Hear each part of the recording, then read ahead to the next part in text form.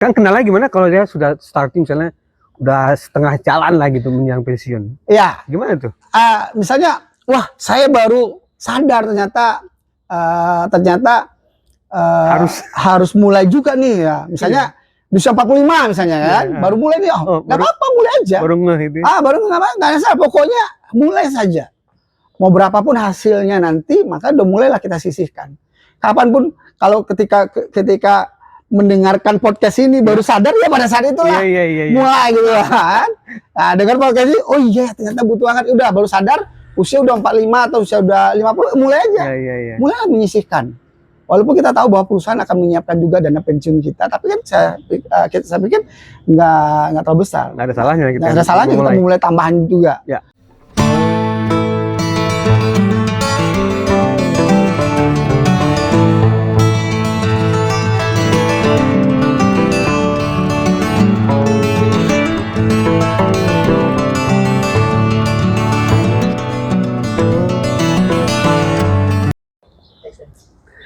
Assalamualaikum warahmatullahi wabarakatuh, Sobat Riomek. Kembali kita podcast di Riomek TV. Kayak ini bersama banker ya.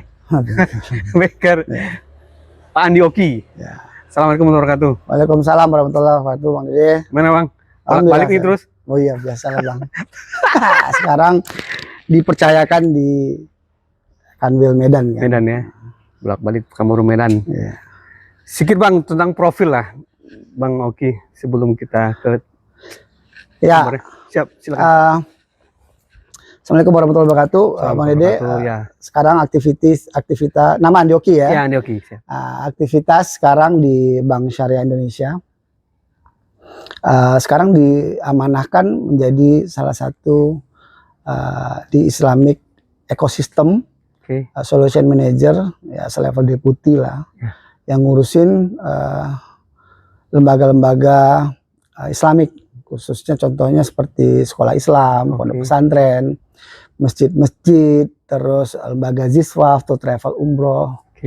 Nah, di situ kita mengelola dana-dana mereka dan memberikan advice terhadap program-program yang kita punyain, yang kita miliki, terus transaksi-transaksinya. Se-Sumatera Utara berarti ya?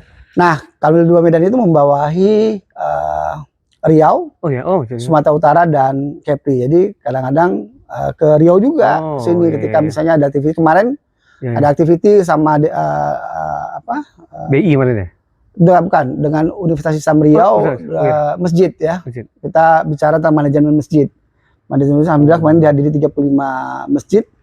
Nah, itu kita ngasih advice terhadap bagaimana ngelola keuangan masjid lebih optimal lagi. Jadi nggak perlu lagi antrian, tapi bagaimana cara juga fundraisingnya juga sekarang digitalisasi, dimana masjid-masjid kita buat ada kerisnya, terus cash management system buat masjid sehingga pelaporan terhadap keuangannya lebih enak. Kadang-kadang gini, masjid tuh ada ketua, ada bendahara.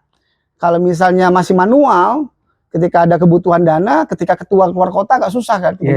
Nah, dengan adanya cash management system, ketua berada dimanapun itu bisa dilakukan. Dimudahkan lah. Dimudahkan, seperti cash management system yang ada di sekolah-sekolah juga. Jadi nggak perlu lagi nunggu, tunggu dulu ketua lagi keluar kota gitu. Nggak bisa tanda tangan mau bayar semen, mau bayar apa. Jadi, nah, sebelumnya juga aktivitas juga sebagai sebelum di sini diamanahkan jadi kepala cabang dan diamanahkan juga sebagai priority banking di Bank Syariah Indonesia. Nah, di priority banking, nah sesuai dengan kompetensi saya kan certified perencanaan keuangan, financial planner. Di situ kita melakukan advice juga terhadap finansial nasabah-nasabah kita dan klien-klien kita terhadap dana-dana yang dimilikinya di bank, bagaimana dana-dana itu optimal, seperti itu juga. Dan juga sekarang beberapa perusahaan juga ngundang-undang kita untuk memberikan advice terhadap karyawannya melakukan perencanaan keuangan, seperti itu.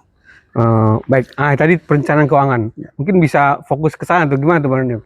Soal buat karyawan berarti kan? Ya, buat karyawan benar. Baik, nah ini yang menarik ya.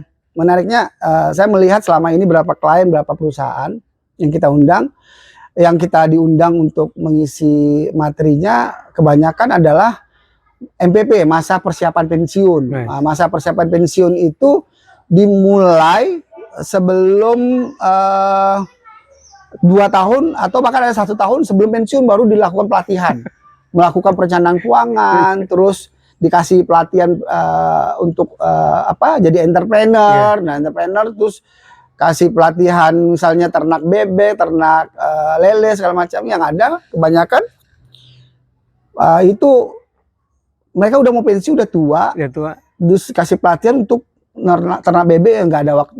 Yang ada uang pensiun tersebut diinvestasikan ke usaha tersebut, nggak ada, usaha nggak jalan. Betul. Artinya dana pensiun itu bisa hilang lah, seperti itu, rugi. Malah gitu. MPP mati pelan-pelan. Jadi mati pelan-pelan, benar. Nah itu banyak kejadian mati pelan-pelan itu ya. Kejadiannya adalah awalnya ketika dia terima uang pensiun, terus jadi nasabah prioritasnya di kita lah kan.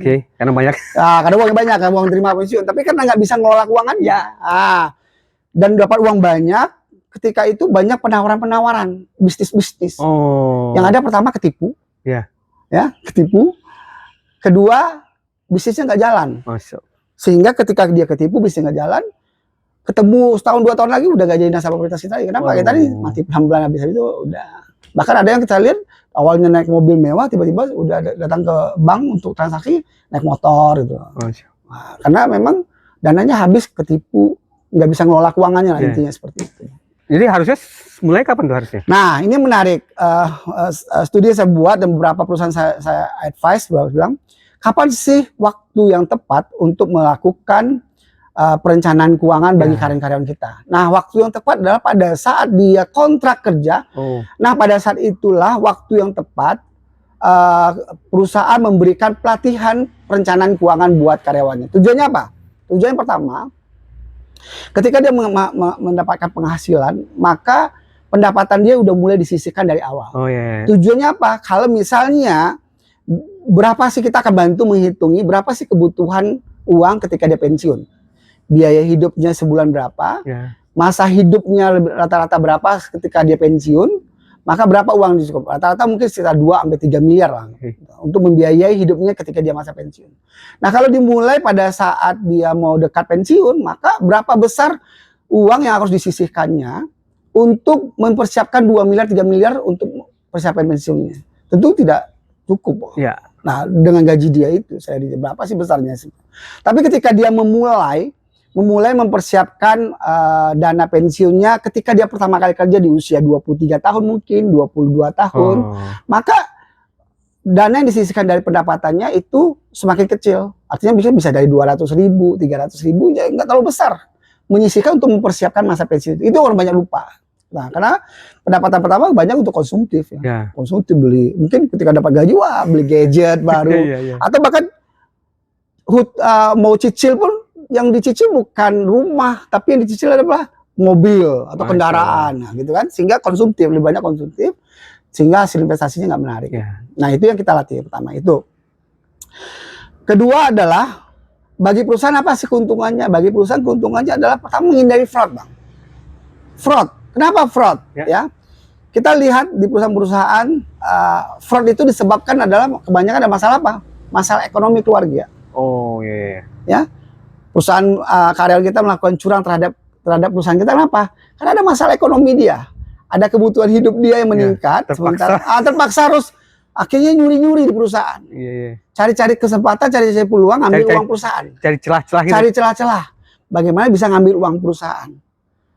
Nah kenapa terjadi seperti itu? Karena apa? Karena finansial dia terganggu, karena keuangan dia terganggu. Beda kalau misalnya dia ternyata dari pendapatannya udah bisa disisihin 200.000, 300.000, mempersiapkan dana darurat lah, mempersiapkan untuk pendidikan anaknya, mempersiapkan untuk ibadah, mungkin untuk ibadah haji, persiapan umroh segala macamnya, disiapkan dari awal. Ketika disiapkan dari awal, maka ketika dia ada kebutuhan mendadak yang dibutuhkan, dia uangnya ada. Tapi ketika ada kebutuhan itu mendadak dan uangnya tidak ada, itulah dia cari celah. Bagaimana mencari uang tersebut? Akhirnya apa? Akhirnya dia fraud di perusahaannya. Makanya dari awal harus bagi perusahaan itu diuntungkan. Nah ketiga, bagi perusahaan diuntungkan apa? Bagi perusahaan diuntungkan ketika dia memberikan pelatihan perencanaan keuangan dari awal. Pertama, ketika finansial karyawannya itu bagus, keuangan karyawannya bagus, kerjanya kan jadi happy. Iya. Kerjanya happy, produktivitas meningkat. Sangat meningkat lah. Sangat meningkat karena kerjanya happy, nggak kepikiran tuh di luar ada tagihan ini, tagihan itu segala macamnya. Nanti didatangin debt collector, nggak kepikiran ya. Kenapa? Karena ini finansialnya udah terjaga dari awal. Jadi memang dipaksa harusnya. Benar, harus dipaksa untuk dilatih dan dikasih edukasi. Permasalahannya edukasi aja sih. Banyak perusahaan tidak mungkin tidak mesti harus gaji ketika saya menaikkan gaji karyawan saya maka karyawan saya akan happy kerjanya. Enggak. Kalau naik pun gajinya, kalau misalnya spendingnya, pengeluarannya semakin meningkat juga sama aja. Mungkin nggak si perusahaan tuh diam-diam gitu, sepotong. Ada juga dia. Tanpa merugikan dia. Nggak tahu juga ya, seperti itu ya. Sebenarnya perusahaan udah siapin. Oh, siapin namanya DPLK lah. Saya pasti akan siapin DPLK, tapi nggak cukup. Mungkin nggak cukup kalau kita hitung berapa sih kebutuhan biaya hidupnya ketika dia pensiun. Perusahaan pasti akan mempersiapkan itu. Dana DPLK, ada nanti yang THT ya dari BPJS tenaga kerja kan disiapin juga. Cuman kan kalau dari itu aja diharapkan nggak besar. Tapi makanya harus ditambahin dengan benar-benar karyawan itu mulai sadar bahwa dia harus menyisihkan pendapatannya untuk perencanaan keuangan tersebut. Minimal ini kan menekan konsumtif dari awal ya. Yes, menekan konsumtif awal. Karena dapat uang banyak. Betul. Makanya kita juga memberikan efek kepada nasabah, kita memberikan beberapa pos-pos dalam perencanaan keuangan terhadap cash flow dari karyawan itu. Nah, pos-posnya banyak tuh. Mungkin kami bagi di 5 pos ya. Mungkin kalau kita di syariah maka kita siapin tuh namanya pos ziswaf, zakat, infak, sedekah. Nah, ada tuh pos sosialnya. Itu berapa?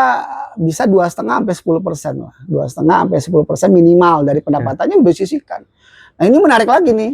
Menarik lagi kalau dia yakin bahwa Allah menjanjikan bahwa 1 kebaikan dibalas 10 kebaikan, bahkan sampai 700 kebaikan, maka dia bilang bahwa ini bukan uang keluar bagi dia 2,5% sampai 10% untuk zakat, infak, sedekah segala macamnya. Itu benar-benar uang apa?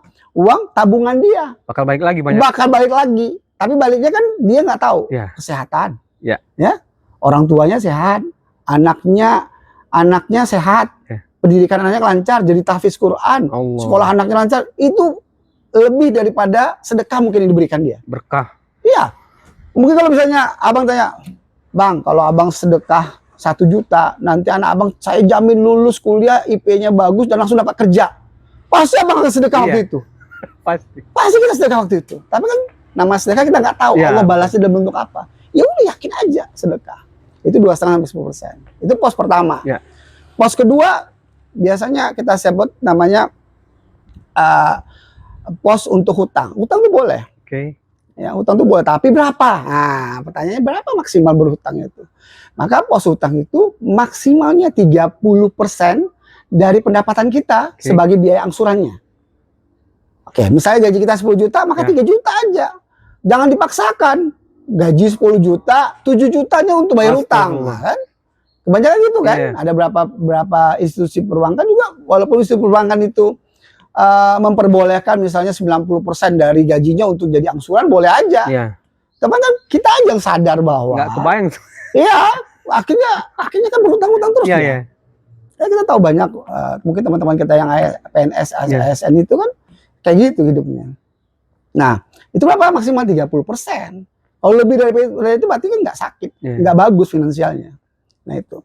Nah, pos ketiga adalah pos investasi tadi. Nah, investasi berapa? Itu minimal dari pendapatan kita bisa menyisihkan minimal itu 10% dari pendapatan kita. Minimal 10% dari pendapatan kita bisa kita sisihkan untuk investasi. Bisa ditabung, bisa diinvestasikan, bisa tambahin untuk proteksi asuransi, misalnya seperti itu.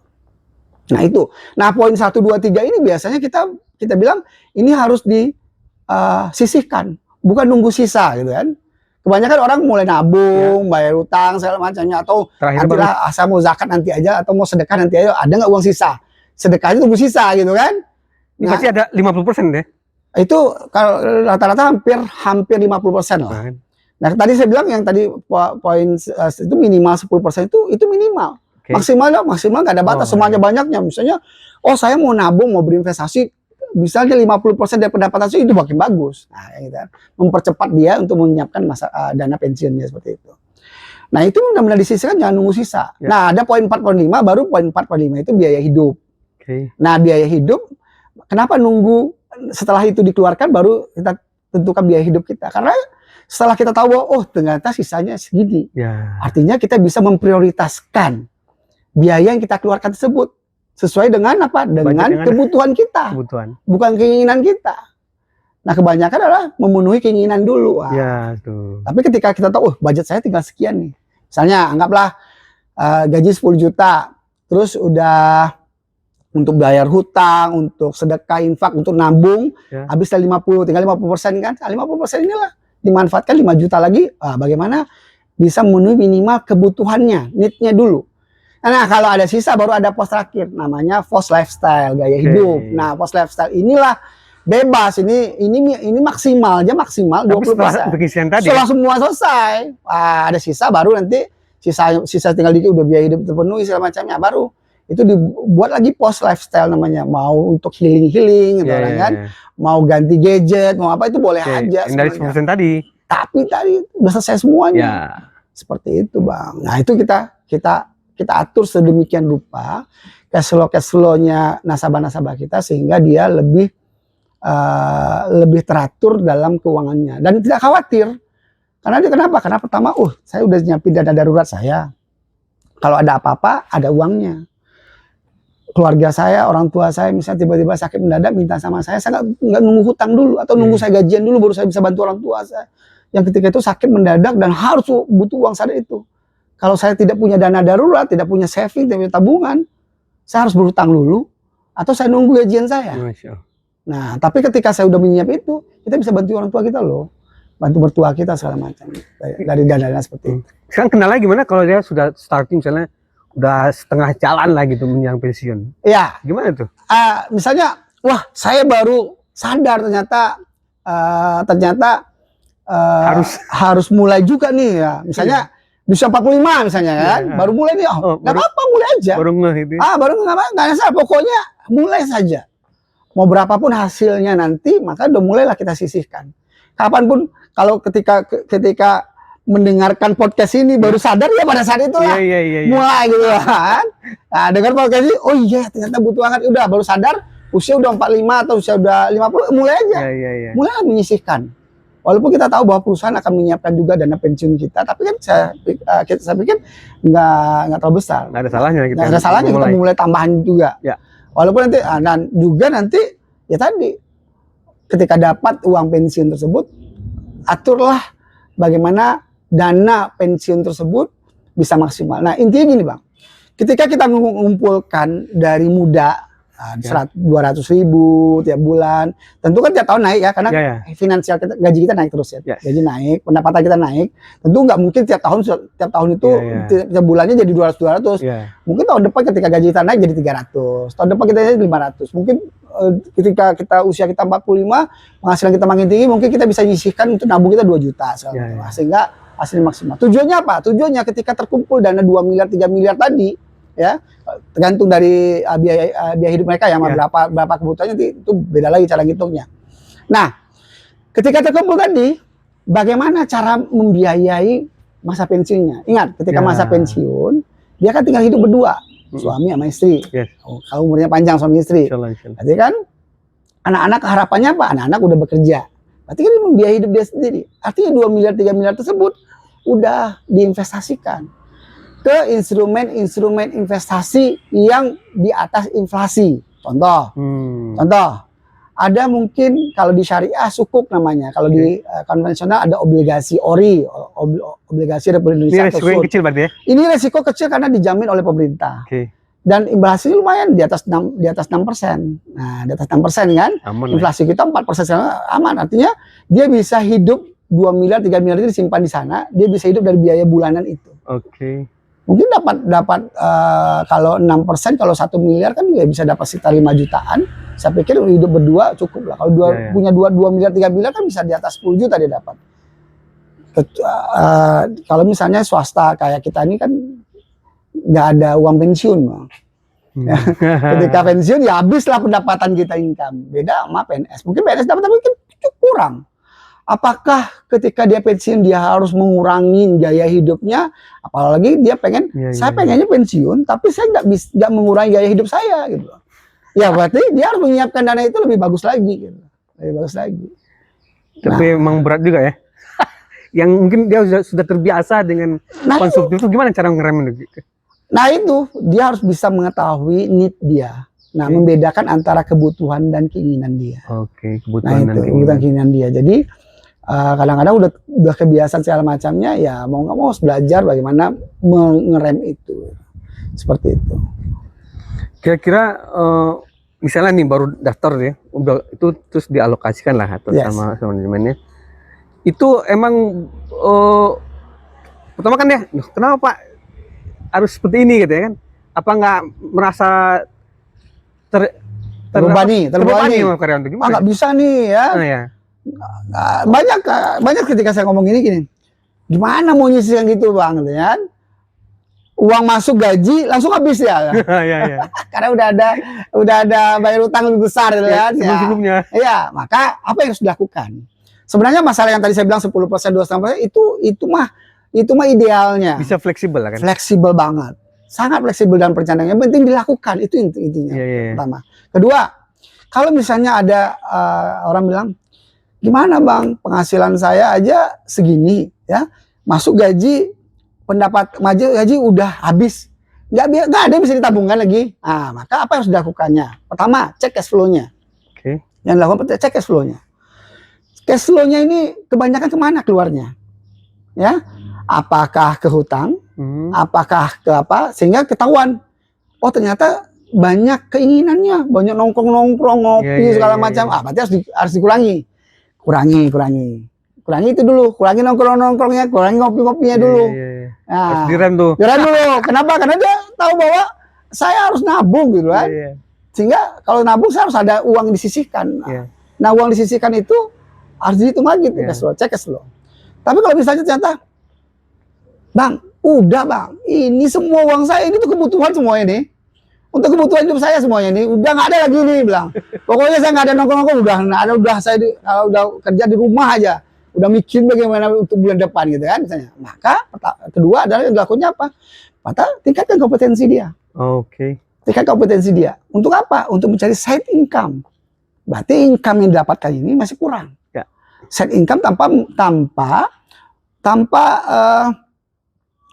meninggalkan kerja utamanya. Contoh, mungkin dia bisa jadi agennya butik tour travel. Kan state lo. Ya kan? Butik umroh.